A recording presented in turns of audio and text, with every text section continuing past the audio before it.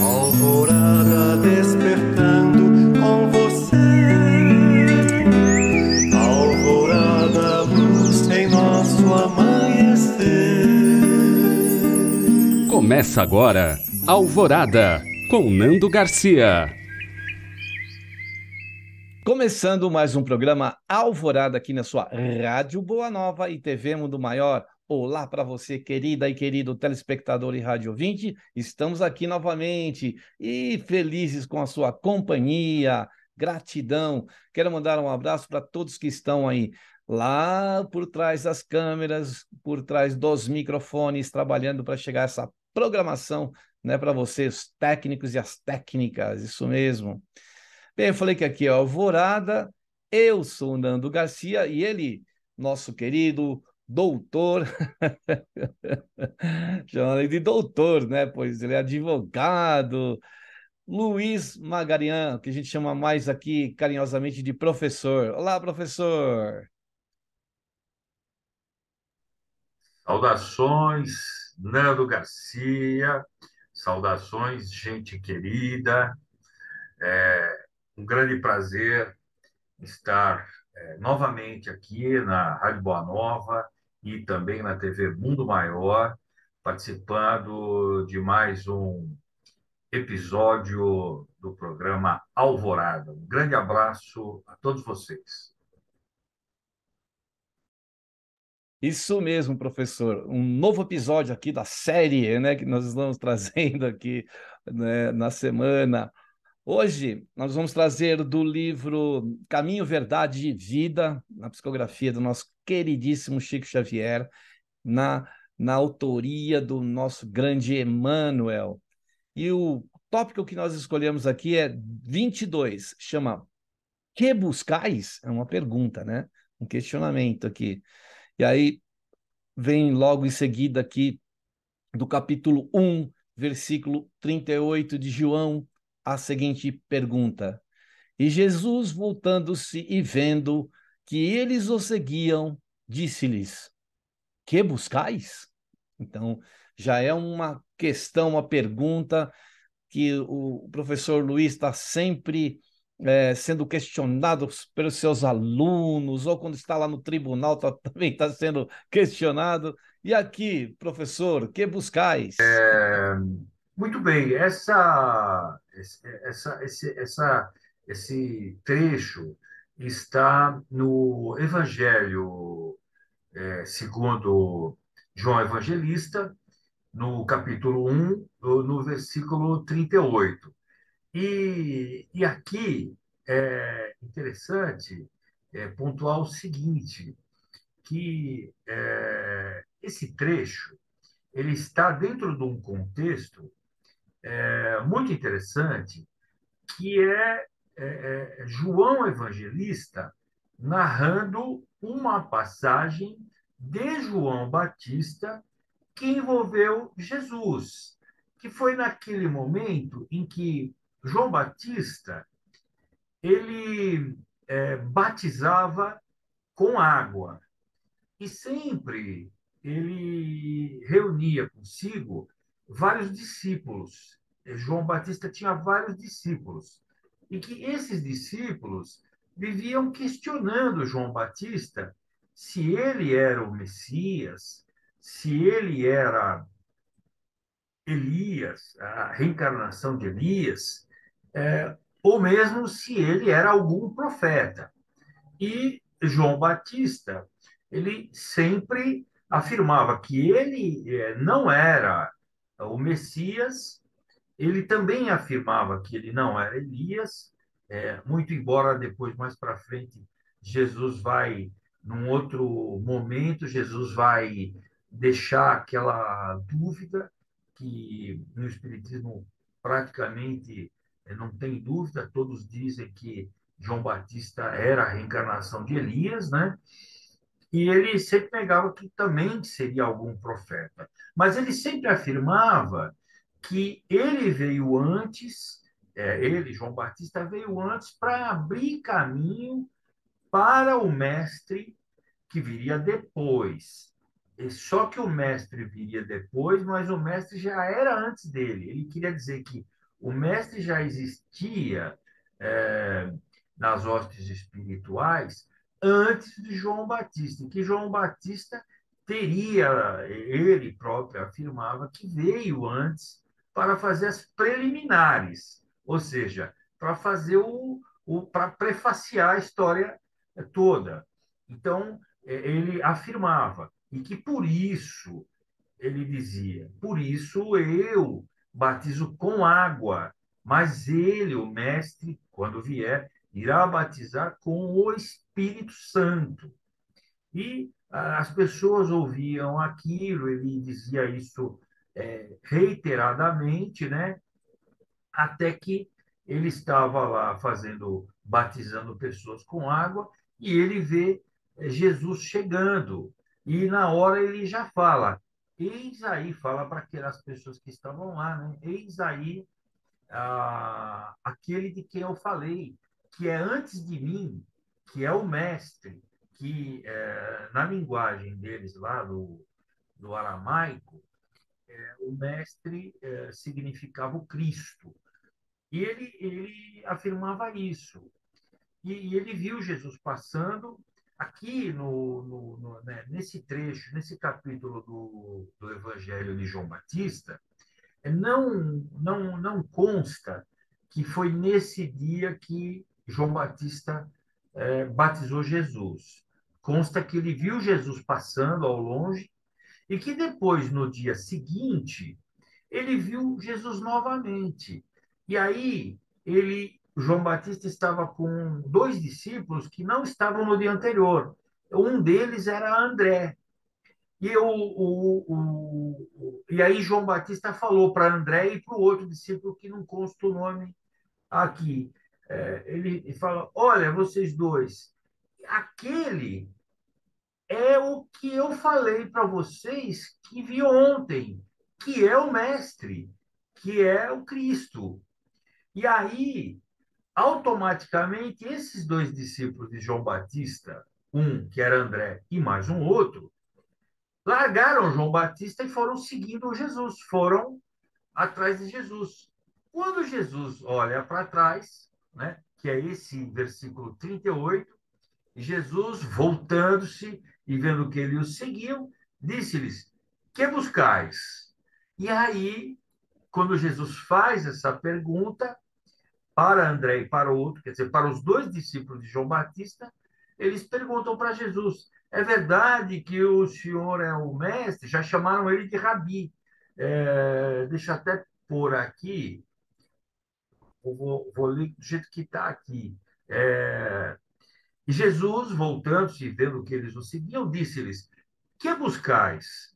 E eles disseram: Rabi, que também é sinônimo de mestre e que também é sinônimo do Cristo, naquela linguagem. Eles falaram: Rabi, onde moras? Ele lhes disse, Jesus disse aos dois: vinde e vede. E eles foram seguindo Jesus e viram onde ele morava. E ficaram com ele aquele dia, e era já quase a hora décima. E era André, irmão de Simão Pedro, um dos dois que ouviram aquilo de João e o haviam seguido. Então, o que é que eles buscavam, né? Eles buscavam o mestre. Quando João Batista dá essa notícia para eles, e eles vão atrás, largaram tudo e foram atrás de Jesus. Foram ter certeza se Jesus era o mestre.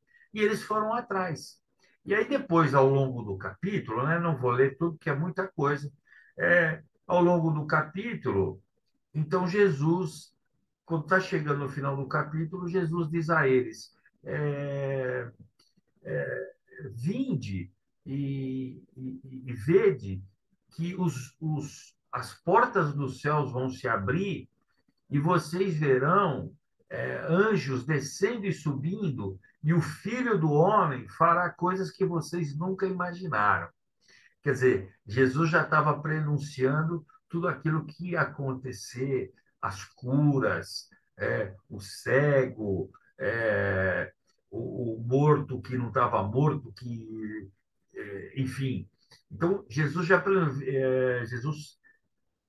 deixa eu ver se eu consigo achar aqui no final, é, Ó, no versículo 51, ele fecha esse capítulo. é, Jesus respondeu e disse-lhe: Por que te disse, vi-te debaixo da figueira, crês? Coisas maiores do que estas verás. E disse: na verdade vos digo que daqui em diante vereis o céu aberto e os anjos de Deus subindo e descendo sobre o Filho do Homem. Daí acaba esse capítulo assim. Então, quer dizer que essa, esse paradigma que Emmanuel coloca aqui nesse capítulo 22, né? Só pontuar, né, Nando, que hoje nós estamos com um outro livro, né? Nós estamos com o livro Caminho, Verdade e Vida, de Emmanuel, né? Não estamos hoje com o Pão Nosso, né? E Emmanuel coloca um paradigma aqui, porque Emmanuel vai além do que Jesus perguntou para André e para o outro discípulo de João Batista, né? Porque Jesus jogou uma pergunta: que buscais, né? Eles podiam, nós só queremos ter certeza, mas eles queriam mais, né? Eles queriam tudo aquilo que o Messias representava, né? Que eles esperavam a vinda do Messias, né? E aqui, nesse capítulo 22, conforme a gente vai ler, né, conforme você vai ler agora, a gente vai ver que esse que buscais de Jesus já é já é a segunda revelação em andamento, né? Porque a gente vai ver nesse texto, os ouvintes, os telespectadores vão acompanhar conosco, que esse paradigma de Emmanuel aqui, que ele aproveita esse versículo de João Evangelista, ele tem tudo a ver já com fundamentos da terceira revelação, que nós vamos ver aí, mas só deixar aqui uma dica para o nosso telespectador: tem tudo a ver com a reforma íntima do Evangelho segundo o Espiritismo, né?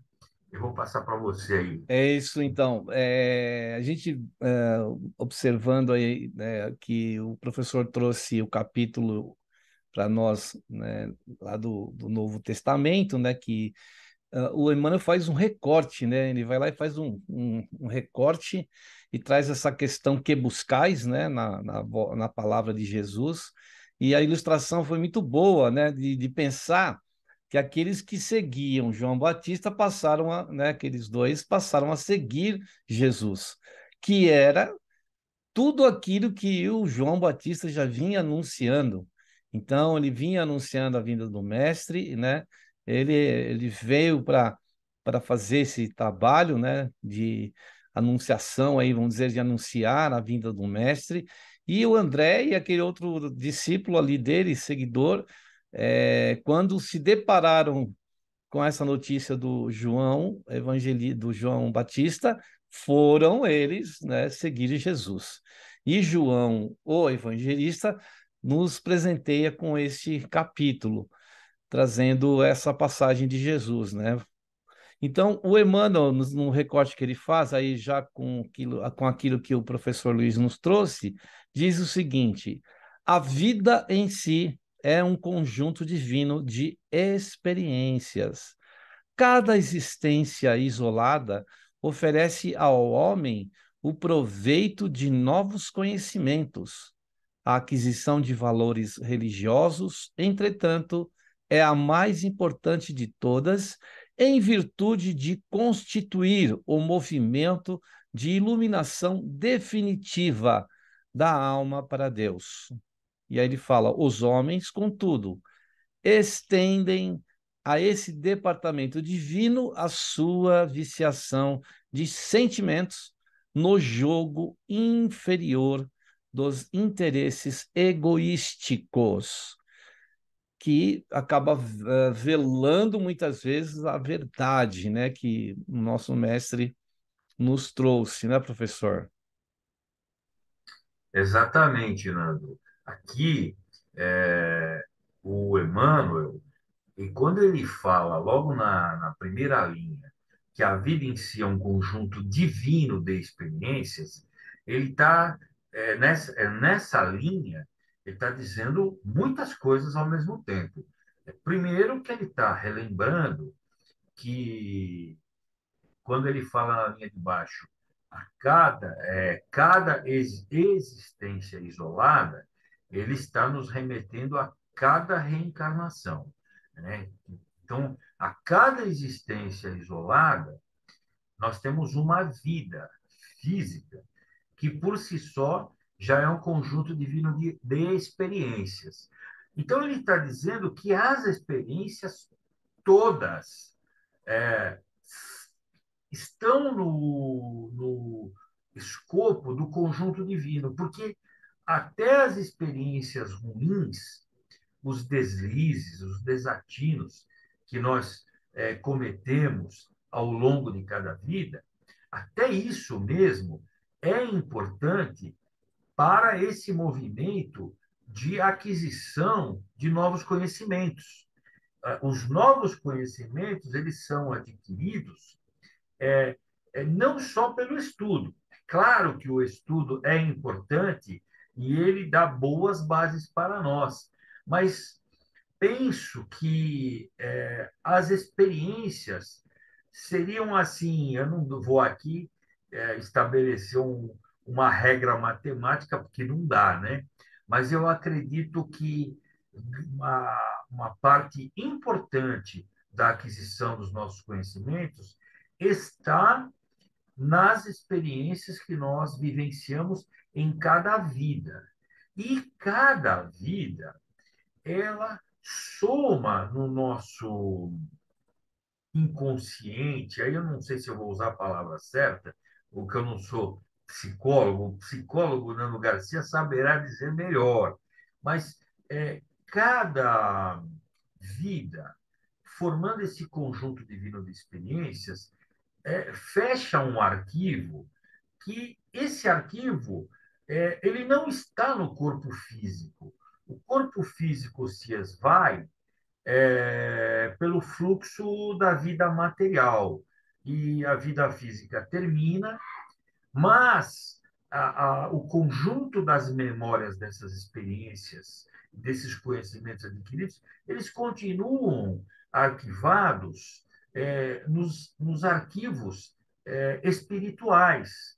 Então, na memória espiritual, no momento certo, no momento oportuno, se assim for o caso, esses arquivos vão se abrindo.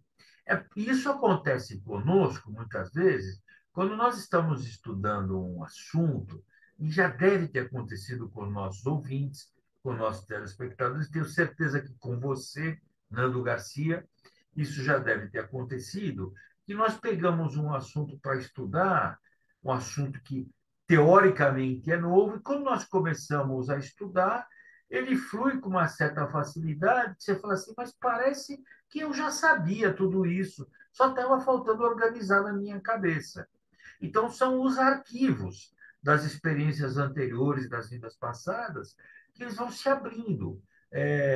São os arquivos que nós, muitas vezes, formatamos durante o período que nós estivemos no plano espiritual, entre uma reencarnação e outra, aquele período que nós ficamos no plano espiritual, por muitas vezes nós estamos estudando no plano espiritual e agregando também conhecimentos que vão sendo arquivados e que no momento certo, na próxima reencarnação ou em outras, ele vai se abrir e vai se demonstrar como valores que nós vamos aplicar na nossa vida, nos nossos relacionamentos, na vida intelectual, na vida profissional, na vida familiar, né? E eu reputo que isso seria, no meu entender, esse trecho que Emmanuel diz que constitui o movimento de iluminação definitiva da alma para Deus. Então, aqui é como se ele estivesse dizendo assim: olha, o corpo perece, a gente desencarna, o cérebro se desfaz pela própria finitude da carne, mas este movimento de iluminação definitiva está na alma, está no espírito. E por quanto tempo vai ficar? Para todo sempre. Né? É o processo da vida eterna. Então, quando Emmanuel diz assim, os homens, contudo, estendem a esse departamento divino a sua viciação de sentimentos no jogo inferior dos interesses egoísticos. É que, muito embora nós tenhamos agregado e formatado conosco esse movimento de iluminação definitiva, nós sofremos a concorrência do mundo físico, que é, está a concorrência do mundo físico é o nosso estar no cotidiano, todos os dias, vivenciando situações e sofrendo muitas vezes obsessões daqueles irmãos que ainda estão com pouca iluminação, com pouco conhecimento, e eles estão no plano espiritual, mas eles vivem no plano espiritual como se estivessem no plano físico e tentam brecar, refrear a nossa evolução, porque pretendem brecar a evolução planetária. Então, brecando a evolução do professor Luiz, brecando a evolução do Nando Garcia, de outro, eles imaginam que estão brecando a evolução do planeta. Podem, no máximo, retardar, mas a evolução é inevitável. Isso está mais do que esclarecido por Jesus na segunda revelação, muito mais ainda na terceira. Só para terminar o comentário desse trecho, esse trecho é tão importante e, olha que interessante. Nós, que somos aí estudantes apaixonados pelo Evangelho e pela obra de Kardec, muitas vezes a gente não lê a introdução, né, dos livros.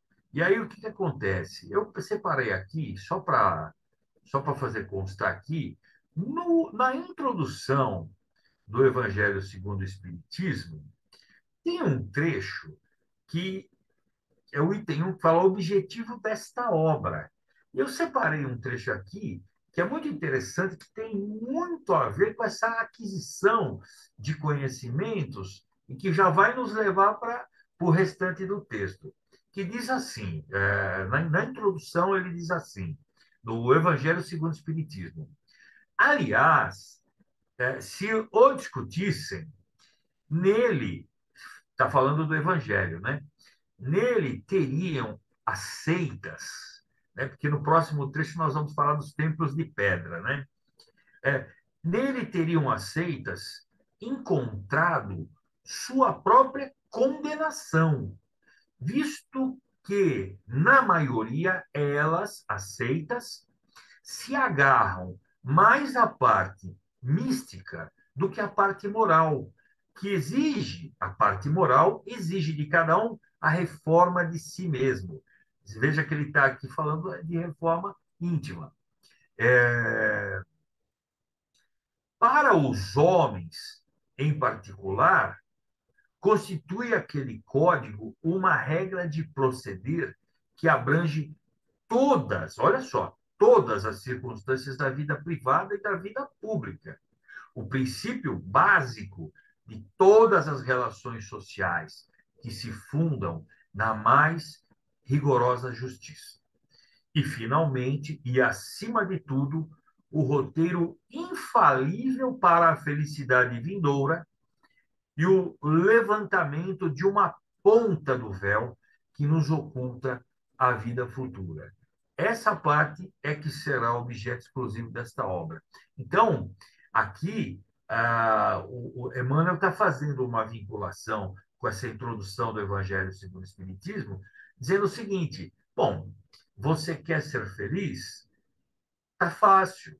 É só você agregar conhecimentos que a vida vai te dar, usar a parte moral dos valores religiosos, mas não das seitas. Então, ele fala de valores e não de religiões. Ele fala de valores e não de religiões.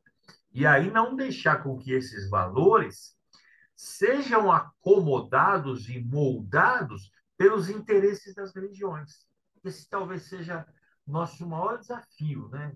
Que nós temos muita gente falando de evangelho em muitas religiões diferentes. Só que em cada religião o evangelho é moldado de acordo com a seita, né? A seita molda o evangelho de uma maneira para que o evangelho responda aos interesses que a seita deseja. Eu acho que esse é um grande problema que nós estamos vivendo nos tempos atuais.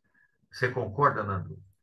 Com certeza, né? E ele fala que se a gente realmente aqui a aquisição, né, de valores religiosos é a mais importante de todas as virtudes de construir o movimento de iluminação definitiva da alma para Deus. Porém, o uso, né? Depois ele fala, né, que o uso muitas vezes, né, desse departamento aí, que acaba entrando em viciação, e é aquilo que o professor estava acabando de falar, que a gente acaba se usando a questão da seita, né? E esses valores vão para por água abaixo. Aí ele vem e fala: os templos de pedra estão cheios de promessas injustificáveis, né, e de votos absurdos. Muitos devotos entendem encontrar na divina providência uma força subomável, eivada de privilégios e preferências. Outros se socorrem do plano espiritual com o propósito de solucionar, não é, problemas mesquinhos. Esquecem-se de que o Cristo ensinou e exemplificou. A cruz do Calvário é o símbolo vivo. E muitas vezes, né, acontece toda uma distorção em cima disso, desses ensinamentos, e acabam por água abaixo, né, professor? Pois é, aqui, sem a gente querer fazer juízo de valor de outras religiões, por uma questão de respeito, mas precisa dizer aqui que Emmanuel, como sempre, ele é muito contundente, né? Então, Emmanuel, ele, como ele é muito inteligente, ele tem uma profundidade assim, pela experiência que ele reuniu ao longo das reencarnações e por tudo que ele estudou ao longo das reencarnações. Então, Emmanuel ele acaba sendo contundente porque ele ainda traz consigo aqui nesse texto um pouquinho do senador, né? Um pouquinho do senador Públio Lentulus, aquela força determinante, né? Ele tem tanta certeza do que ele está falando que ele não poupa aqui incisivamente a crítica, porque há uma crítica aqui no sentido de que as igrejas, né, é, é, incentivam os seus devotos, os seus seguidores, a tratar Deus como um negócio.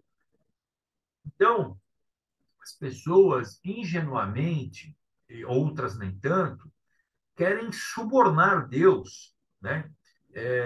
Fazendo propostas, fazendo trocas, né? Utilizando sua fé como moeda de troca.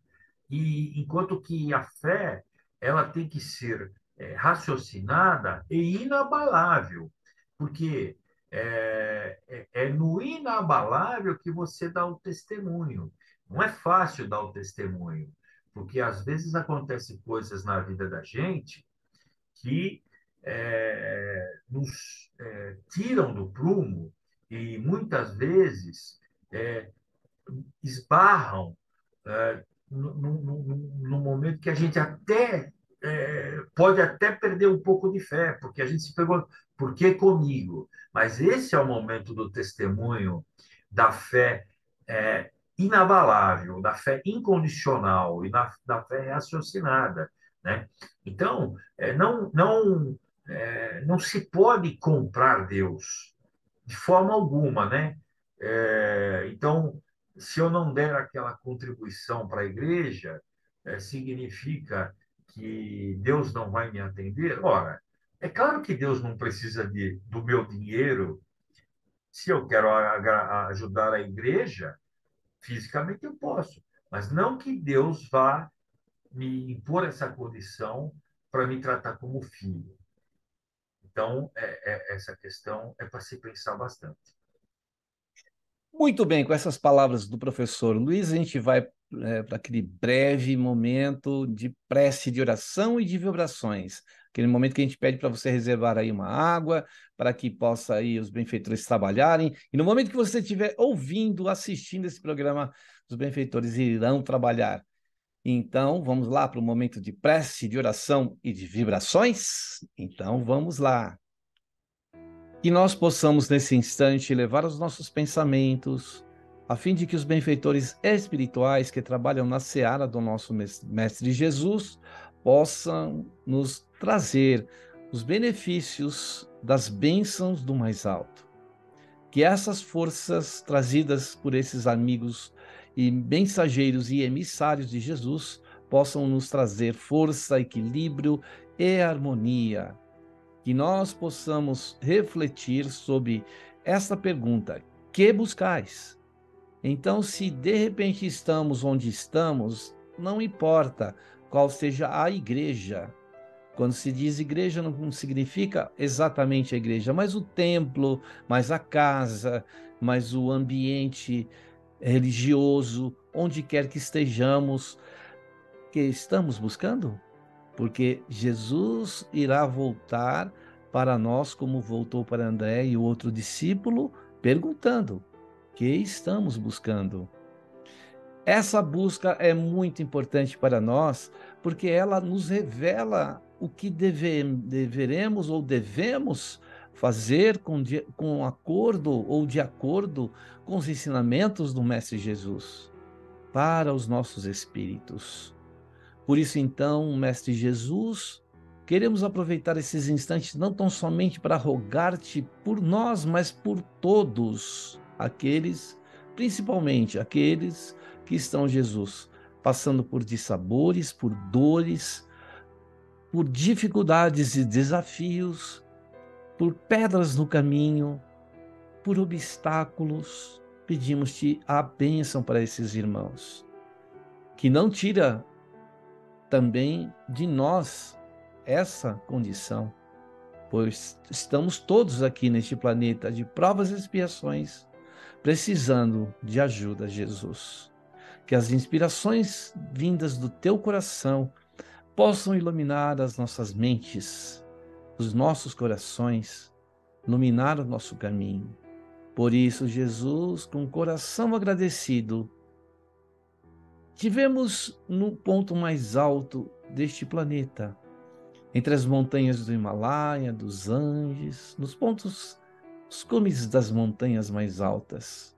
Tu com tuas vestes iluminadas, teus braços abertos, tuas mãos espalmadas em nossa direção, e do vosso coração irradiando muita paz, muita luz, muito amor, amado Mestre Jesus. Que assim seja. Muito bem, aí depois da prece, da oração e das vibrações, a gente quer dar um recadinho para você, querida e querido telespectador e rádio ouvinte aí. Estou aqui pegando as anotações para poder dizer para você que nós temos o Clube Amigos da Boa Nova, isso mesmo. Entre no site amigosdaboanova.com.br. Você vai saber lá no site como que você pode colaborar. Colaborar por quê? Para a comunicação do bem, do Evangelho de Jesus e do Espiritismo, para manter a Rádio Boa Nova e a TV Mundo Maior no ar. E aí você vai poder presentear com a sua ajuda, nem que seja um minuto, um segundinho da programação para os nossos irmãos em outros pontos do planeta.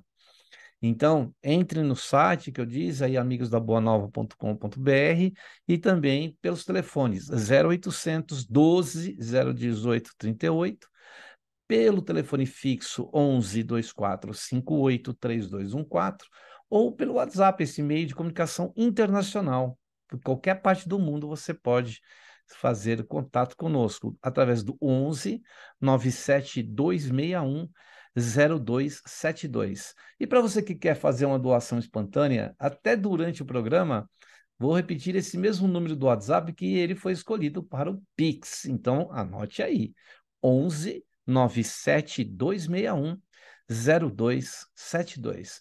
Colabore, participe, esteja conosco aí nessa jornada para da comunicação do bem, do Evangelho de Jesus, do Espiritismo. Muito bem. Então, a gente retorna aqui aos comentários do professor Luiz, e eu ainda vou ler mais um trecho, que é o trecho final aqui, com mais 2 parágrafos deste livro, do que buscais, que é a pergunta. Quem deseja a liberdade precisa obedecer aos desígnios supremos sem, né, a compreensão de Jesus no campo íntimo, associada aos atos de cada dia, a alma terá sempre como é que é? Prisioneira será sempre a prisioneira de inferiores preocupações. Ninguém ouvide ou esqueça a verdade de que o Cristo se encontra no umbral de todos os templos religiosos do mundo, perguntando com interesse aos que entram: que buscais? Né, professor? Exatamente, Nando. Você sabe que essa parte me chamou a atenção, porque aqui, pegando pelo fim, quando o Emmanuel fala que Jesus se encontra nos umbrais de todos os templos religiosos do mundo, ele está querendo dizer, a meu juízo, que Jesus não tem religião escolhida, como nós já sabemos, né? Aliás, nenhuma religião provém de Jesus. As religiões são criações humanas. O que provém de Jesus é a Boa Nova, é o Evangelho. São os fundamentos do cristianismo, que nós chamamos de cristianismo, mas são os fundamentos. Então, esses fundamentos que Jesus postulou durante toda a sua trajetória dos 3 anos que ele esteve fazendo todo o seu trabalho, que é retratado, que é falado nos evangelhos, principalmente naqueles evangelhos que são os mais reconhecidos, esses fundamentos, claro, que nós chamamos de fundamentos cristãos, né? Mas Jesus não chamava assim, mas sim ele falava que provinha dos ensinamentos do Pai, né? O amor, a caridade, o perdão, a disciplina, a justiça. Então, veja que aqui é interessante que ele faz aqui essa conotação do templo de pedra com o templo espiritual. Jesus está presente em todas as religiões no âmbito do templo espiritual. E por que que ele fala dos umbrais das religiões? Ele fala dos umbrais das religiões porque ele, claro, Jesus está indo em busca de todos, mas principalmente em busca dos mais necessitados, porque aqueles mais necessitados precisam de mais ajuda. Isso está colocado no Evangelho: ao doente o remédio. Ou seja, aquele que está mais doente tem que ser dado mais remédio, uma dosagem de remédio a maior. E pensando nisso, quando a gente escolheu esse tema, né, Nando? Eu fiquei pensando, e aí eu vou aqui fazendo uma rápida pesquisa aqui, encontrei um trecho da Revista Espírita de 1858, em que estava sendo feita uma reunião estava sendo feita uma reunião, e essa reunião, em 1858, fazia-se perguntas para um espírito que, sabidamente por Kardec, este espírito era chamado Bernard Palissy. Esse espírito era habitante de Júpiter. E aí, durante essa reunião, eles começaram a fazer várias perguntas sobre Júpiter. E lá pelas tantas, na pergunta de número 82, que é a última pergunta dessa reunião, né? A última pergunta dessa reunião, que foi dia 16 de março de 1858, eu vou falar da penúltima e da última. A penúltima, que é a número 81, faz a seguinte pergunta: se em Júpiter há várias religiões? E aí a resposta: não. Não há. Todos em Júpiter professam o bem e todos adoram um só Deus. E aí vem a pergunta última, número 82. Há templos e um culto? E olha que resposta, para ver como o evangelho de Jesus é universal. Ainda que Jesus não seja o governador de outros planetas, todos os governadores de todos os planetas estão totalmente alinhados com o governador da Terra, que é Jesus. Porque olha que resposta. Quando se pergunta se em Júpiter há templos e há cultos, vem-se a resposta: por templo há o coração do homem. Por culto, o bem que ele faz. Então, ele define que em Júpiter, o templo é o coração do homem. Era o que Jesus queria para nós. Então, o templo é o coração do homem. E o culto não é na igreja. O culto se resume no bem que nós fazemos. É o bem que o homem faz. Então, o meu coração é o meu templo. E o bem que eu faço é o meu culto.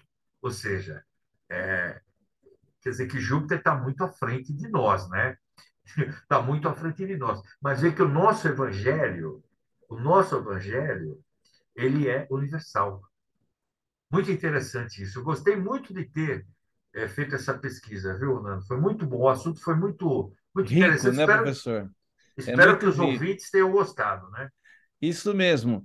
Olha, pena que o tempo está terminando, mas é todo um momento interessante que esse conteúdo trouxe para a gente fazer muitas reflexões e pensar, né, no que a gente pode fazer para responder essa pergunta de Jesus. Que buscais? Obrigado, professor. Tudo de bom aí. Abraço. Muita paz, muita luz, e agradecer a todas e todos, e que nós possamos estar aí no próximo programa Alvorada aqui com o professor Luiz Magarian. Tchau, professor. Tchau para todo mundo. Beijo no coração. Tchau, pessoal. Tchau, Nando. Tchau.